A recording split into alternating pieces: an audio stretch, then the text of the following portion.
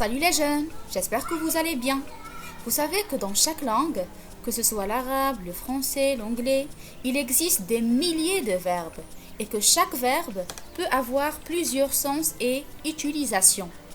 Dans la vidéo suivante, nous allons choisir les 5 verbes les plus fréquemment utilisés dans la langue française et qui changent complètement de sens lorsqu'ils sont associés à des adverbes ou à des propositions grammaticales.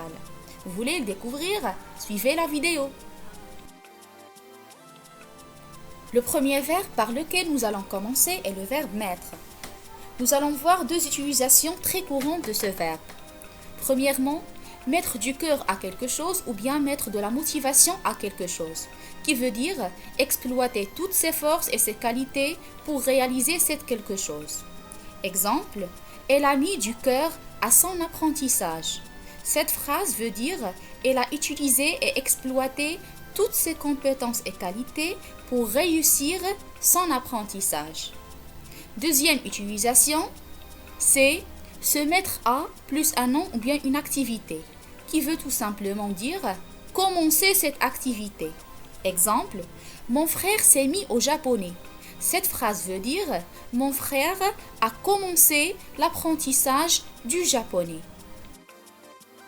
Un autre verbe qui est très utilisé dans la langue française, c'est le verbe faillir, qui veut dire ou bien qui exprime une action qui était sur le point de se réaliser, mais elle n'est pas arrivée. Exemple, en parlant au téléphone, j'ai failli tomber. Le troisième verbe que nous allons voir, c'est le fameux auxiliaire avoir. Donc nous allons mettre l'accent sur 2 utilisations. Premièrement, avoir envie, qui signifie vouloir ou désirer. Par exemple, j'ai envie d'un gâteau. Deuxièmement, n'avoir qu'à, ou bien le verbe avoir plus ne que, qui signifie il suffit de. Exemple, pour réussir, tu n'as qu'à bien réviser tes cours. Cela veut dire, si tu veux réussir, il suffit de réviser tes cours. Arrivons au verbe arriver. Donc le verbe arriver, lorsqu'il est associé à la préposition à plus un verbe à l'infinitif, il signifie réussir. Par exemple, je suis arrivé à déchiffrer le code secret de son portable, qui veut dire j'ai réussi à déchiffrer le code secret de son portable.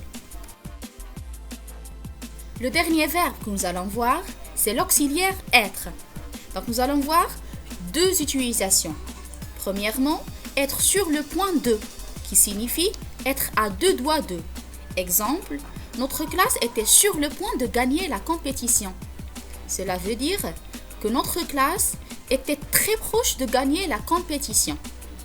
Deuxième utilisation, être d'accord, qui signifie accepter ou tout simplement oui. Exemple, on révise dans la bibliothèque, je suis d'accord.